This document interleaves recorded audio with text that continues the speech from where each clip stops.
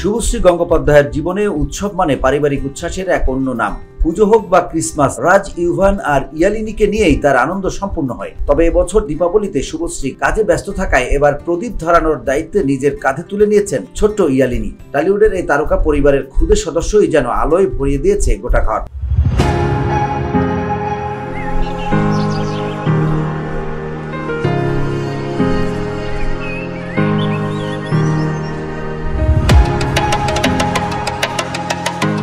সম্প্রতি শুভশ্রীর social handle ইনস্টাগ্রামে একটি ভিডিও প্রকাশ পায়, যেখানে দেখা যায় প্রদীপে সলতে পাকাতে ব্যস্ত ইয়ালিনী। শুভশ্রী কন্যার পরনে ছিল সুতার কাজ করা জামা, কপালে ছোট্ট টিপ, তবে সঙ্গে নেই মা শুভশ্রী। তাতে কি, বাড়ির মেয়ে বলে কথা। ইয়ালিনী একাই 100। সলতে পাকানোর পর প্রদীপে তেলও ঢালে সে।